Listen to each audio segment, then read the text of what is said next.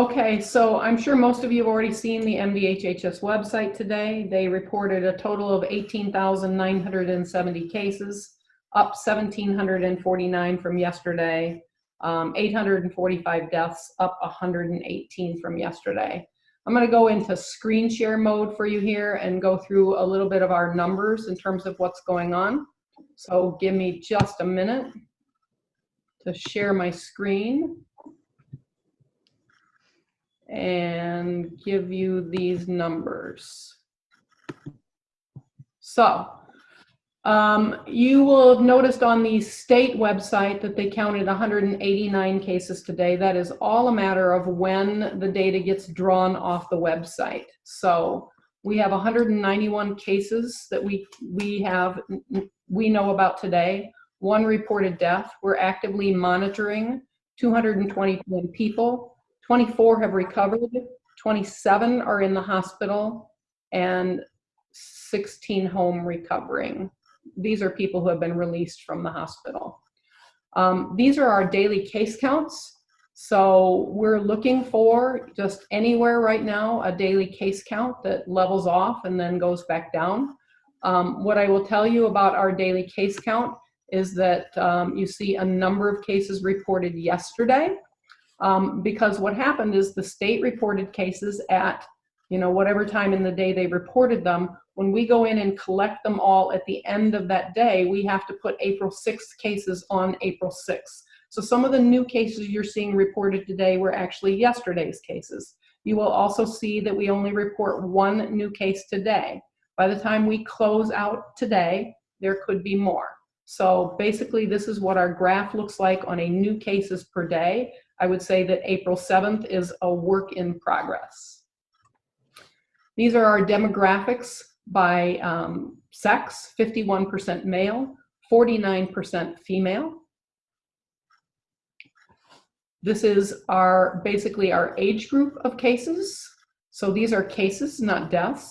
So you see the highest age group cases are basically our 60 to 69-year-old age group. We have fewer cases in like the 80 to 89, 90 to 99, because there are just fewer people. You will see that the death rates, however, go higher in those age demographics once we get those together as well.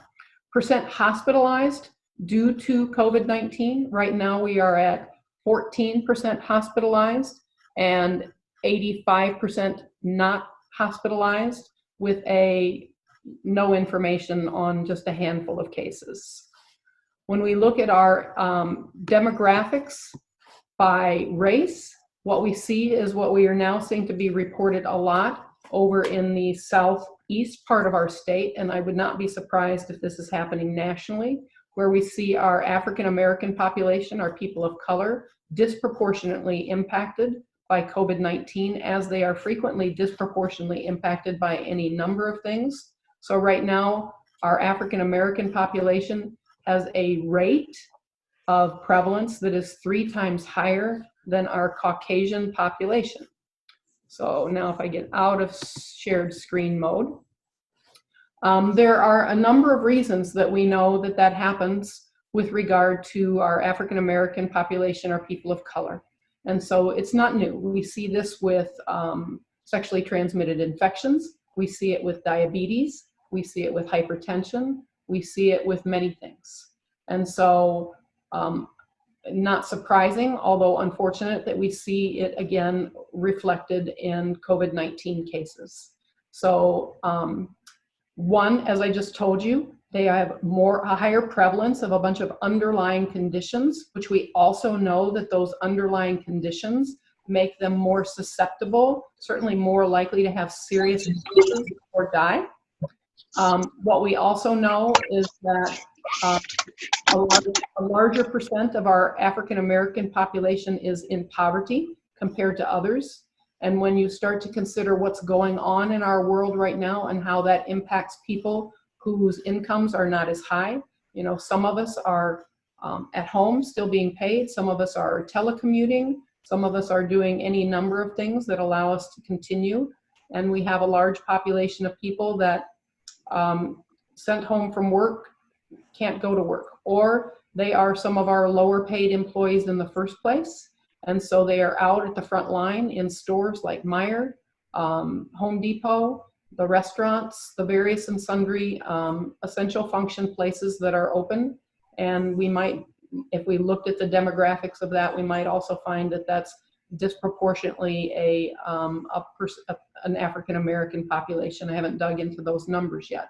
So the other thing that we know about people of color is that because of the racial construct in our society, there is a lot of underlying stress that people of color live with all the time that makes them more susceptible to a lot of things. So when their underlying stress levels are high, what we know is that that affects their immune systems and makes them more likely to be affected. You know, one of the other things we know, for example, that has to do with lifetime stress and in people of color is mothers, and why they're more likely to have adverse maternal mortality as well as infant mortality. And a lot of that comes from just the inherent stress that goes on in the body that is not at the time of the pregnancy, but is cumulative over the lifetime, that has those effects on people. So that is where we are today. Unless you want me to talk to you about masks, which I did quite a bit yesterday. I thought I would give that update on these numbers. Also start to talk about what we're seeing reported in Detroit and other places about how this is hitting our African American population or people of color harder in terms of cases as well as deaths, and then open up to questions from you.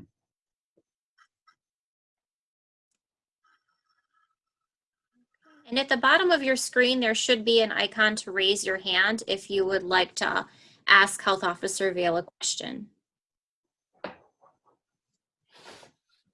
Oh, we have Megan Banta. Go ahead, Megan. Hi.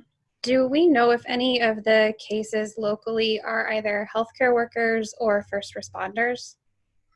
We do have, I don't know the numbers, but yes, there are some healthcare workers and first responders in that mix. Okay. Kind of related to that, Michigan Medicine started releasing some stats yesterday about how many employees they're testing and how many have tested positive. Do you think that our local hospitals should be doing that? How many people they've tested and how many are positive? Of their employees, correct. Of their employees. You know, I think that a lot of the reporting of information is largely something that our health departments do. And so the health systems themselves and reporting numbers when their jobs are to take care of people. I know that some of them are doing it. I certainly wouldn't fault the ones who are deciding not to do that, because, you know, we can collect that information. And if the number of healthcare workers and the number of first responders that are impacted is important information that people would like to know about, we can add that to our mix of data that we collect. And that takes that burden off the health systems. We don't want particular employers having to make large notifications, because it starts a lot of rumor mill and a lot of finger pointing and a lot of, I was by that person the other day and they had a cough, and then they start guessing who it was as opposed to actually knowing who it was, and then that starts a kind of a rumor mill trail. And the way that we do contact tracing and that information in public health just kind of lets that information out in a different way. So, you know, that's not a yes or no answer on that. I think if health systems want to do that, then they certainly are able to do that. I think that if they decide that that's not a role that they should fill right now, that's fine as well. Okay. Thank you. I just wanted to ask, has there been any outreach done, or is there any active outreach to the Black community to spread the word about the seriousness of this as well? I heard reports the past few days of block parties and things like that still happening on the southwest side of Lansing. I just want to see if the health department's doing anything to raise awareness about the severity of this issue. We have got a group of people that are focused on special populations. I'll be honest with you, our first focus with special populations was the homeless, and then also the mentally ill. So to the degree that they reflect the homeless and the mentally ill population, we're reaching out. But I think that it is time for us, in lieu of kind of looking at this information and this data, to do a little bit more targeted outreach in those areas. As you can imagine, there are any number of challenges, access to a grocery store, those kinds of things, the inability to have that much food on hand, and those sorts of things that cause people who, are not fortunate, who are in poverty, to go out maybe at times when others would not be going out. So I think we do need to do more related to that. Okay, next we have Burl Schwartz. Linda, I wanted to follow up on a question that Amanda asked you on my behalf over the weekend regarding what you would think of mandating essential workers, or employers of essential workers require essential workers to wear face covers when they are either within 6 feet of each other or whether when they're within 6 feet of the public. One of your responses was you don't think it's enforceable, but I'm wondering, in light of your order that employers screen workers, which doesn't, I mean, with face masks or face coverings, you can see if they're complying with your emergency order. I don't know how you would ever know if people are screened. Well, we get reports and we follow up. We do a lot of getting reports of employers and what's going on and following up. I think more than not being enforceable, our law enforcement folks who are out there trying to do all of the many things that need to be done right now, add to their list going around and looking for face masks and fining people over face masks is a lot. The CDC and the state guidance is more about urging people to wear face masks, not requiring it.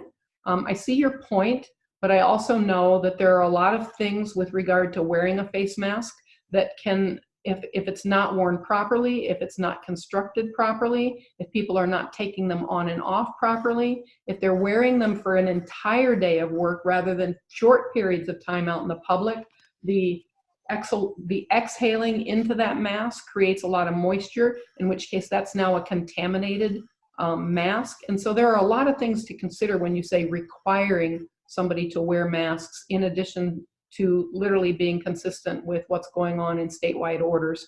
We did get out and urge people to wear masks a little in front of when the state decided, and the CDC, which came later, in terms of urging people to wear masks. We are seeing a couple of places where they're requiring and fining people for that.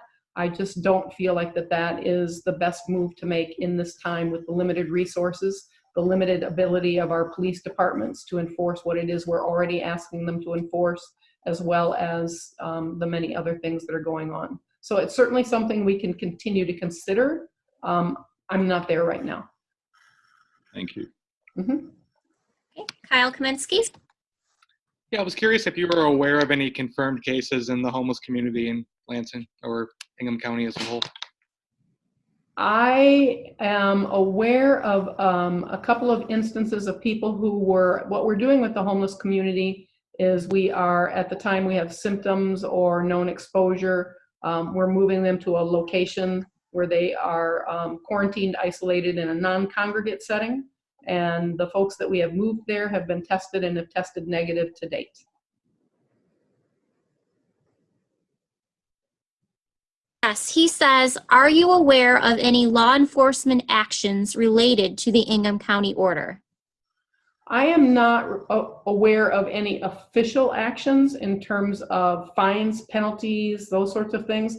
I do know that our law enforcement folks are out there basically enforcing, telling people to either do what they're supposed to be doing or discontinue doing what they're not supposed to be doing. We haven't gotten to the level of when we have our law enforcement folks, or there are times when I've made those calls, and I've not gone in person to a bunch of them yet, that they, basically agree to comply, and then we've moved forward from there. So we have not, so yes, there's been enforcement in the sense that we have responded to complaints. We've responded to some things.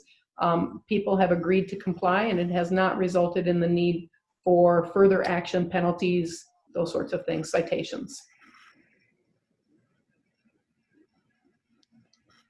Okay, next we have Megan Banta. Is there any modeling that you guys have seen for local cases, like when there might be kind of the plateau and then peak? We are looking at a couple of different models right now. So the University of Michigan one is one we've been looking at.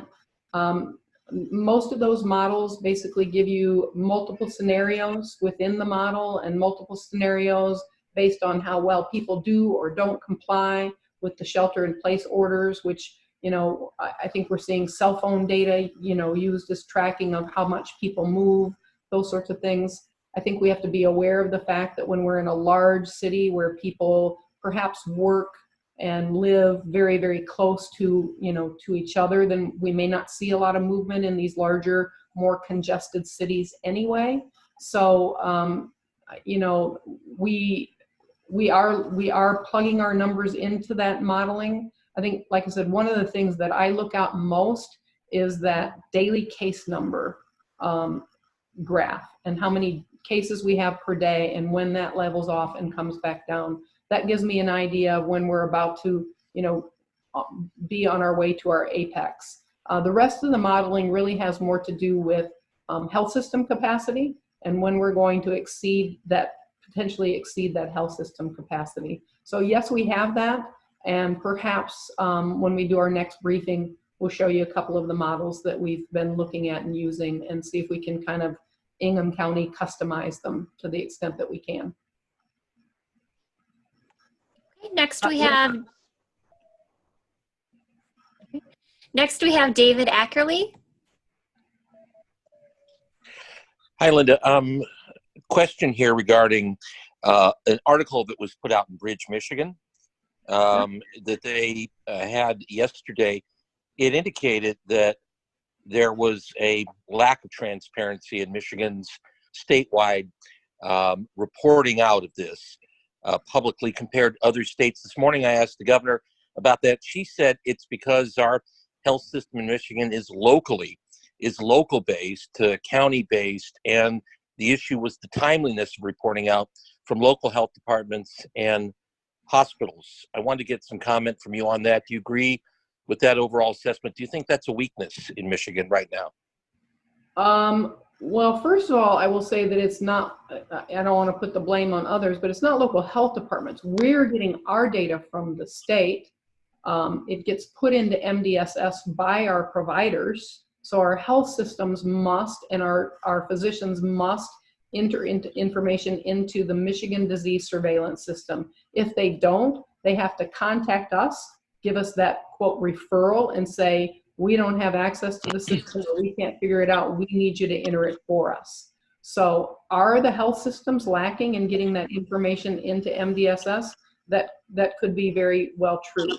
Part of it is also the significant delay we see in testing results. So we are, you know, behind in some cases really related to testing results that, you know, I've heard as long as 14 days. That's on the outside edge of it. I've certainly heard 8 to 10 days easily. When we first flipped over to private laboratories assisting with testing, we were going to have a 4 or 5 day turnaround with that, which seemed long when the state health department was giving us 24 hours. So we've seen the turnaround in testing results all over the place. So yes, we don't have a statewide local health system, and our hospitals are not all linked together in some sort of a statewide system. But the health systems are linked to a statewide system, which then gets that information to us. Oftentimes, when we have a case of something reported via MDSS to the state, it is them that notifies us that you have a case that you need to investigate. Sometimes we get a call from an infection control person at the hospital who gives us that information. But more and more with our staff very, very busy with contact tracing, we are getting providers and health systems to enter that information on a regular basis into the Michigan Disease Surveillance System. So Would it be, could I ask this and follow up? Would it be helpful if we had a dashboard that people like you and others across 83 counties could, at the health officer level, could view and see going forward? A dashboard from the health systems, a dashboard from the state. Something, I guess, where the communication was more unified than it is right now. Well, unfortunately, that is exactly what Michigan Disease Surveillance System is supposed to accomplish for us. So, and what we're saying is that that's not always necessarily happening in a timely fashion. I think, when you look at a lot of the things that are required to be reported into the Michigan Disease Surveillance System, they are low number things, like a case of measles, a case of chicken pox or something like that.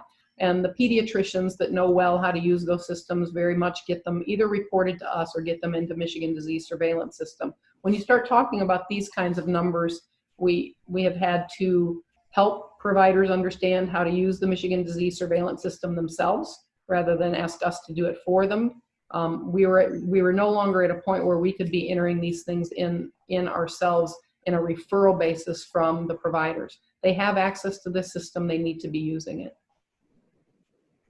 I hope that answers your question, sort of. A dashboard, at this point in time, like I said, since that's what the Michigan Disease Surveillance System is supposed to accomplish for us, seems as if it might have this kind of the same nuances to it in terms of timely information. Okay. Good, thank you. Mm-hmm. Okay, next we have Burl Schwartz. Yeah, Linda, oops, hold on. Oh, I am unmuted. Linda, President Trump and others in his administration have tried to shift the blame, I guess, to the states for not having sufficient stockpiles. Can you shed any light on the state stockpile situation going into this crisis? Is there any truth to what the White House is trying to claim?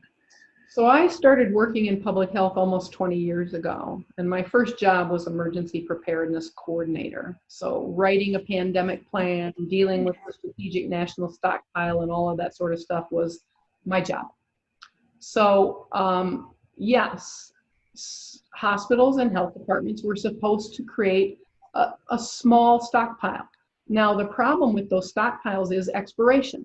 So we also know that we have what's called a strategic national stockpile. Now, we know that there are a multitude of locations across the United States where these stockpiles are landed. Nobody even told us where they were. And that strategic national stockpile was not, as I think there was a report of, I don't know who it is, some relative of Trump, is it Kushner? Yes.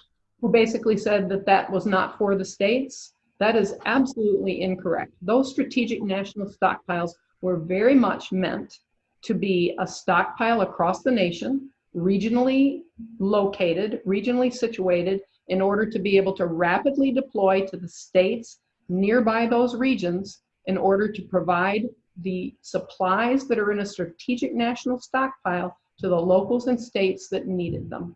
That's what it was created for. That's what it's about. So a large part of this stockpiling was very much about this strategic national stockpile, strategic meaning it's strategically located to get it to the people who need it the fastest.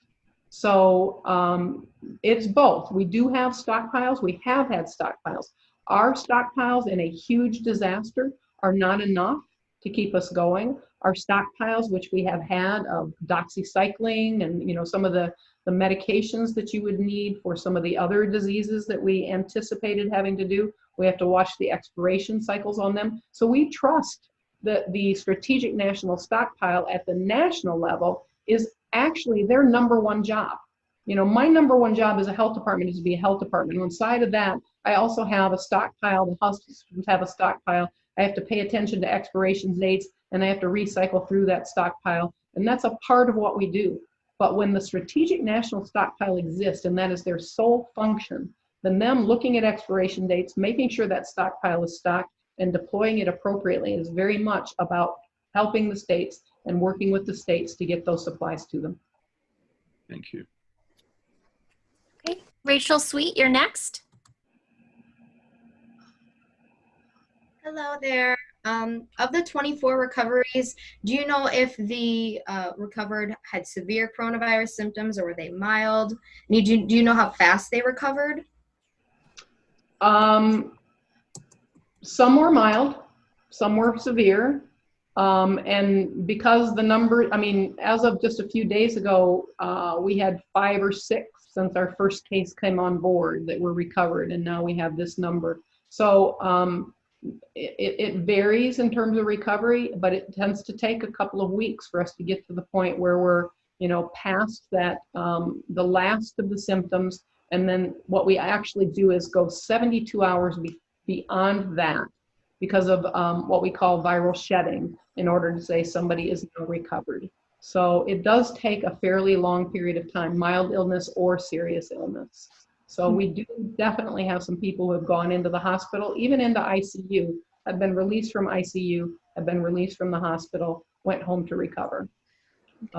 So that completeness of recovery is varying. I know people that have been tested and recovered within a week as well. In the 24, is the 16 of them are recovered home, or is the 24 plus 16 recovered? I believe the 16 number, and I need to clarify for my staff that put that chart together for me, are people who were formerly hospitalized and are now at home. And so they may be recovering still at home, just not in need of hospitalization, rather than recovered. The 24 recovered number is the total number recovered. The 16 is a separate number. Thank you. Mm-hmm. Okay, Kyle Kaminsky, go ahead. Yeah, could you run through that racial breakdown one more time for me if you have it handy? Let me just pull it back up here for you. So there's your racial breakdown by prevalence rate. Now keep in mind, that doesn't mean that there are 139 African Americans with COVID-19. It means that per 100,000 of our population of African Americans, 139 have COVID-19. Now, if, for example, we had 50,000 African Americans in Ingham County, then there were 70-ish of them with COVID-19, which gives you a rate per 100,000 of about 140. So it's relative to the amount of people, and then it gets adjusted up to per 100,000. So if the population of that group is less than 100,000, you take, say, the 8 or 10 or however many cases, and then they represent, what is it, 15% of the population in Ingham County. So I'd have to do the math really quick. So that gets adjusted per 100,000. This is not the number of cases. Gotcha. Okay. Part of the reason I asked is I'm trying to get an apples to apples comparison with the rest of the state data. So that's why I wanted to look. Right. That is why it's always important to calculate rates. If you want to do an apples to apples comparison across any demographic, so any population within our county, which we know are not evenly distributed, we have more white people than African American people, you must calculate a rate to compare. If you want to just look at numbers, look at numbers. But if you want to compare, rates in Ingham County to rates in Kalamazoo County to rates in, Wayne County, you've got to do a per 100,000 population, and then you can compare numbers, which is why, there's way more than 100,000 African Americans probably in Detroit. We have to adjust our number up to make it equal to 100,000 in order to be comparable or to be able to directly compare to anyone. So that's what rate does for you. Yeah, I have a question, Linda, about whether, under what circumstances are you testing people who have passed away, regardless whether they have signs of COVID-19?